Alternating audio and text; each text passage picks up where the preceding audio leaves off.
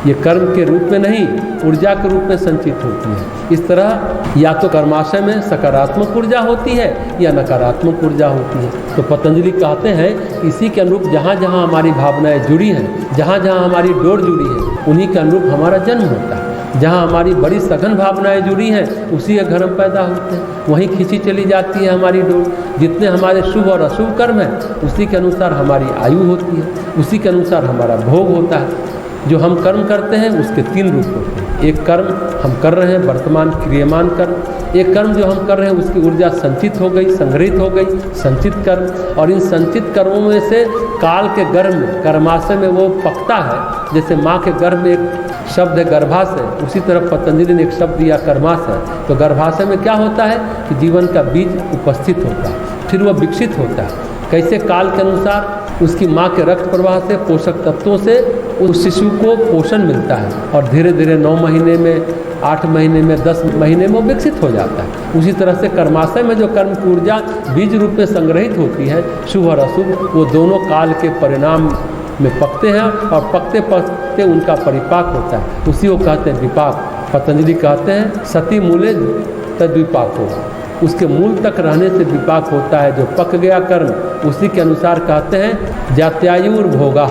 जाति यानी कि जन्म, आयु यानी कि उम्र, कितने काल तक, कितने समय तक और भोग, उसके सुख दुख कहते हैं। जो कर्माशय में कर्म है वो जन्म, आयु और भोग, हर्ष और शोक रूपी फल को देने वाले हैं, क्योंकि उनके पुण्य कर्म और पाप कर्म दोनों ही कारण हैं। हमने संग्रह क्या किया है कर्माशय में, और मजे की बात है कि जो संग्रह कर लिया उसका संग्रह हो चुका, जो कर रहे हैं वो हो रहा है, उससे बचा नहीं जा सकता। जो चित्त शुद्धि की प्रक्रिया है, उसमें शुद्धि के लिए हमें जीवन को संवारना पड़ता है, जीवन को सुधारना पड़ता है, और हमें अपने कर्माशय को, अपने चित्त को पूरी तरह से शुद्ध करना पड़ता है। जब तक चित्त में भार लदा रहता है, संस्कारों का भार, कर्मों का भार, शुभ अशुभ कर्मों का भार लदा रहता है, आवरण बने रहते हैं चित्त में, तब तक हमें ईश्वर की अनुभूति नहीं होती, आत्मा की अनुभूति नहीं होती। जैसे शीशे में धूल मिट्टी जमी रहे तो दर्पण में कुछ नज़र नहीं आता, साफ साफ नहीं दिखता, तो जो प्रक्रिया है, जो बात है, उस चित्त में न जाने कितनी परतें चढ़ गई, किसी कर्म की न जाने कितनी परतें चढ़ गई,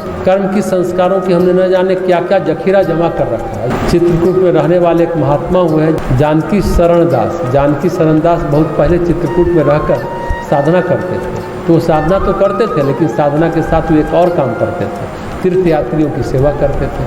अपने यहाँ जो लोग आते थोड़ा दान देते, तो उससे उन्होंने भोजन भंडारी की व्यवस्था कर रखी थी। वो तीर्थ यात्रियों को खाना खिलाते थे, वो तो अच्छी बात है, लेकिन जो उनके बर्तन भी धोते और मांजते थे, ये अद्भुत बात है। सबके जूठे बर्तन वो धोते मांजते थे। एक बार अपनी यात्रा के दौरान महात्मा गांधी से उनकी भेंट हुई, राष्ट्रपिता महात्मा गांधी, बापू से वो मिले। उन्होंने देखा कि विचित्र महात्मा है, सबकी सेवा करते हैं, साधना करते हैं, सबको खाना खिलाते हैं, जो इनके पास होता है वो सब खिलाते हैं और बर्तन भी धोते हैं। उन्होंने पूछा, महाराज ये बर्तन क्यों धोते हैं? अरे लोग खाना खाए, अपना बर्तन धो लेंगे, आप क्यों इनका बर्तन धोते हैं? और आपके साथ रहने वाले सहयोगी क्यों बर्तन धोते हैं? बोले वो तो ठीक है, 2 बातें हैं, एक तो अपना अहंकार गलता है, दूसरा प्रेम पैदा होता है, अपनत्व पैदा होता है, तीसरा ये जो भेदभाव है ना कि कौन छोटी जाति, कौन बड़ी जाति, कौन ब्राह्मण, कौन ठाकुर, कौन बनिया, कौन शूद्र, ये सब नहीं रहता, अपनापन सबसे लगता है।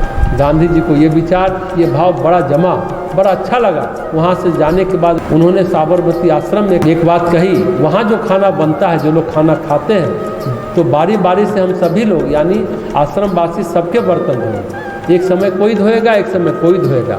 आज हम धोएंगे, कल तुम धोओगे, परसों कोई दूसरा धोएगा, लेकिन जो बर्तन धोएंगे वो सबके धोएंगे, केवल अपना नहीं। सचमुच में जाति पाति मिटाने का इससे अच्छा तरीका और क्या हो सकता है? अमृता प्रीतम भी लिखती है कि उनको अपनी माँ की एक बात अच्छी नहीं लगती थी। क्या? वो हिंदुओं के बर्तन अलग रखती थी और मुसलमानों के बर्तन अलग रखती थी। ये क्या मतलब होता है कि हिंदुओं का बर्तन अलग और मुसलमानों का बर्तन अलग? लेकिन पुराने ज़माने में ऐसा होता था। कुछ घरों में जो बड़े उच्च जाति के लोग होते थे वो घरों में कुछ अलग बर्तन रखते थे।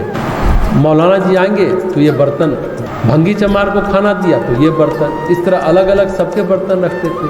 तो छुआछूत जाति पाति का जो मूल कारण है वो कहीं बर्तनों में छुपा हुआ है, उसका छुआ नहीं, उसका बर्तन नहीं लेंगे। गांधी जी ने जानकी शरण दास जी से ये बातें सीखी और साबरमती आश्रम में उसको लागू भी किया और बोले कि इसकी शुरुआत मैं और बा यानी कस्तूरबा करेंगे। तो राष्ट्रपिता गांधी और उनकी सहधर्मिणी कस्तूरबा ने यह प्रक्रिया शुरू की। कौन सी प्रक्रिया? जो महात्मा जानकी शरण दास जी करते थे।